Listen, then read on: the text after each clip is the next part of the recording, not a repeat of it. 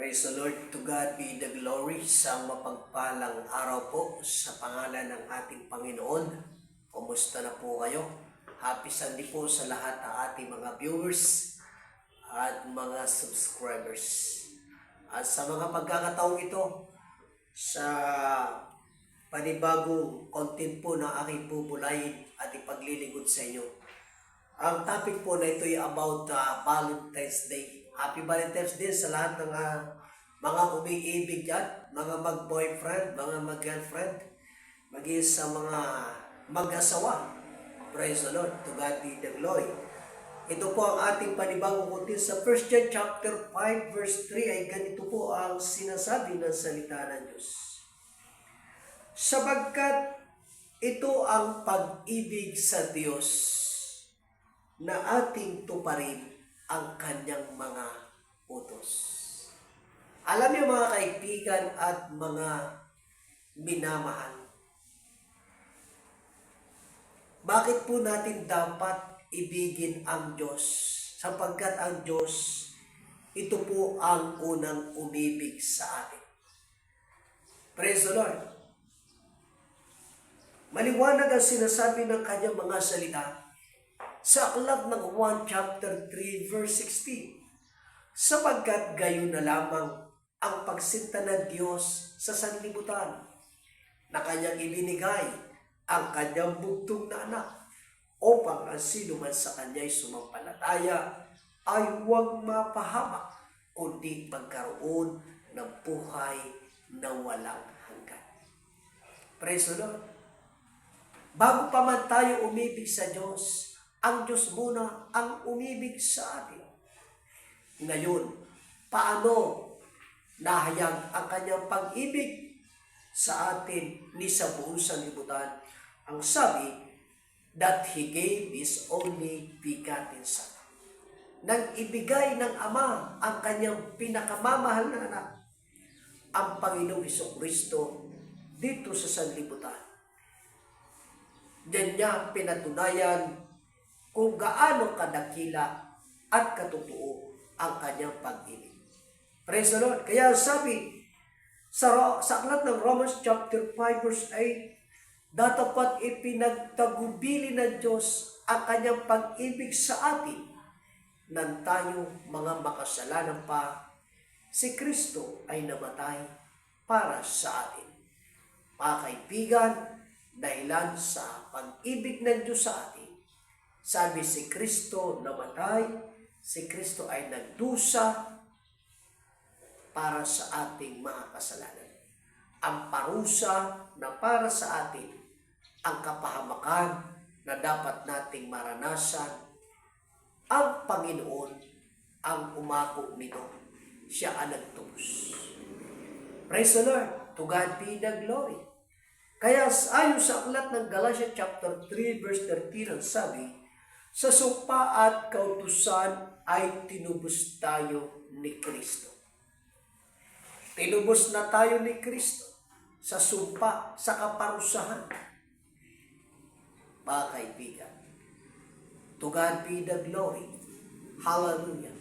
Kaya yamang tayo inibig ng Diyos, yamang tayo tinubos ng Panginoon. Ang nais ng Panginoon, mga kaibigan, na yamang ngayon ay tinatawag na Valentine's Day, ay dito natin ipadama ang pag-ibig ng Diyos para sa atin. Praise the Lord. Atin tanggapin, ating sampalatayanan ang kanyang pag-ibig. Purihin ang Panginoon. To God be the glory. Sabi ng kanyang mga salita, ang sasampalataya ay hindi na mapapahamak. Ang pag-ibig ng Diyos ay tapat. Praise the Lord. Ito ang dapat natin tanggapin. Ito ang dapat natin sampalatayanan. Sa Diyos, hindi tayo mabibigo. Sa pag-ibig ng tao, maraming nabibigo. Maraming lumuluha. Sa pag-ibig, marami ding namamatay. Yan ang katotohanan, mga kaibigan. Praise the Lord. Pero huwag nating biruin ang pag-ibig. lalo na ang pag-ibig sa Diyos. Dapat we have the sincere heart. Maging totoo tayo. Maging sa pag-ibig natin sa kapwa. No? Kung ikaw may asawa, kung ikaw may boyfriend, may girlfriend, magbagong buhay na tayo. Huwag nating lukuhin ang ating kapwa. Huwag mo saktan ang iyong kapwa. Kung tinuruan mo siya na ikaw ay mahalin, dapat iyong tutuhanin, mga kaibigan. Dahil yung ginawa natin sa ating kapwa, alam niyo, babalik din sa atin yan. May kasabihan, kung ano ang inihasig natin, yun din naman ang ating aanihin. Kung niloko mo yung kapwa mo, kung nanakit ka ng damdamin at kalooban, darating ang panahon, pag umibig ka ng totoo, sasaktan ka rin. Bakit? Yun ang sinasabi ng salita ng tao na karma. Sa Biblikal, ang sabi, kung ano ang inihasik ng tao, yun din ang aanihin. Kaya pag nagmahal tayo, dapat totoo. Praise the Lord. Pag nangako ka, pag oo ay oo, pag hindi ay hindi, mga kaibigan. Dahil ang naghahasik sa laman, sabi, aani sa laman at kasiraan.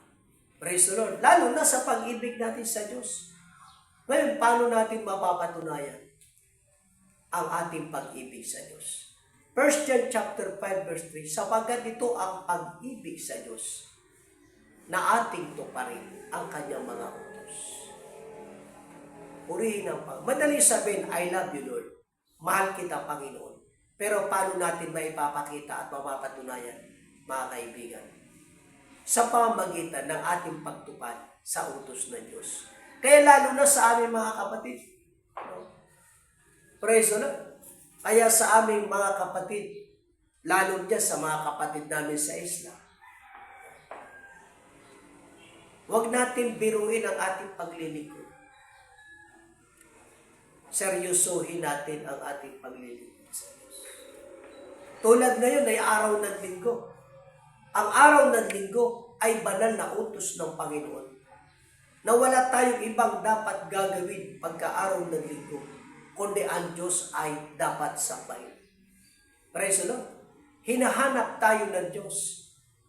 Sino ang hinahanap? Hindi yung mga kapatid na hindi sumasamba sa Panginoon. Kaya magpanibagong buhay na tayo. Itong lumipas sa taong 2025, marami tayong pinabayaan, marami tayong pagkukulang sa paglilingkod sa Diyos. Ngayon ay 2026 na ito. Dapat punan natin ang ating mga kakulangan.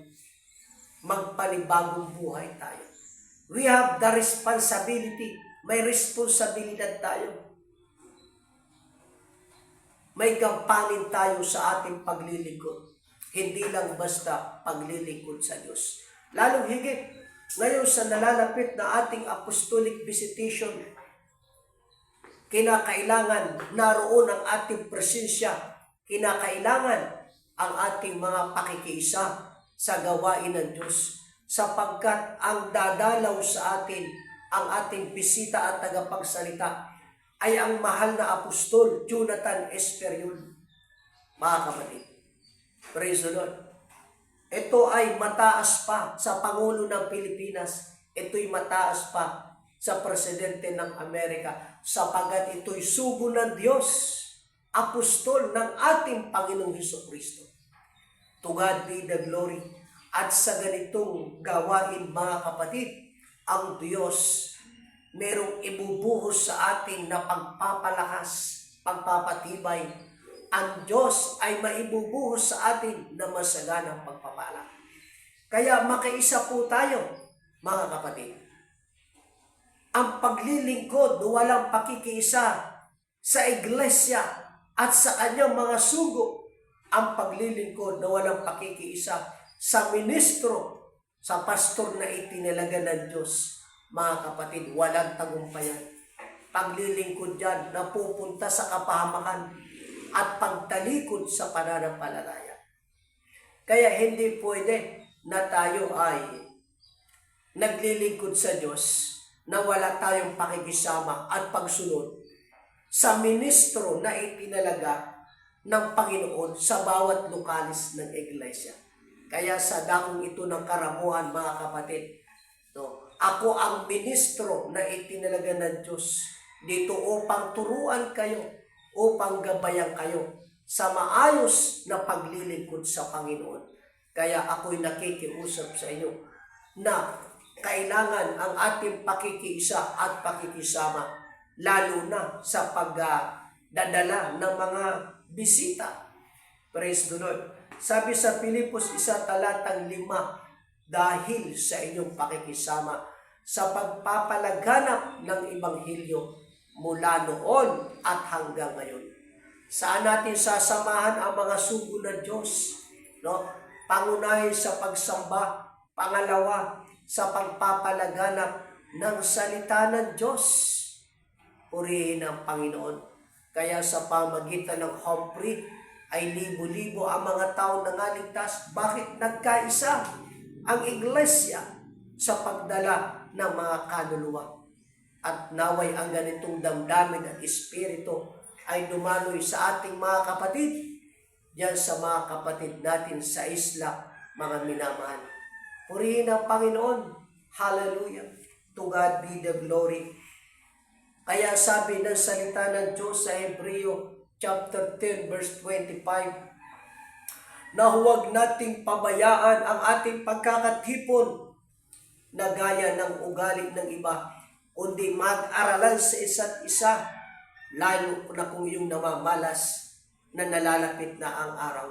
Kaya itong itinakda na apostolic visitation na kung saan gaganapin sa Villa Fuerte Complex sa dako po ng Pili, ay kinakailangan po na naroon po ang ating presensya, kinakailangan po ang ating pakikipagkaisa sa mga tulungan at damayan sa gawain ng Diyos, mga minamahal. Purihin ang Panginoon. Glory to God. Makitaan tayo ng kapakumbabaan. Makitaan po tayo ng pagsunod sa gawain ito. Sa paglilingkod natin sa Diyos, kailangan ang pagsunod, kailangan ang pakikiisa, kailangan po ang ating pagpapasakop. Kasi yan ang ating pag-ibig sa Diyos, di ba? Sabi, ito ang pag-ibig sa Diyos na ating tuparin ang kanyang mga utos. Lahat ng itinuturo sa atin, yan ay pawang utos ng Panginoon. Purihin ang Panginoon. To God be the glory. Tulad ng ating mga pagdadala ng mga kaloob at mga ikasampung bahagi, lagi nating naririnig ang aral na ito at katuruan ito. Pero kumusta po tayo? Napagtatapatan po ba natin ito? Nagagawa po ba natin ito na may katapatan? Mga minamahal, purihin ang Panginoon. To God be the glory.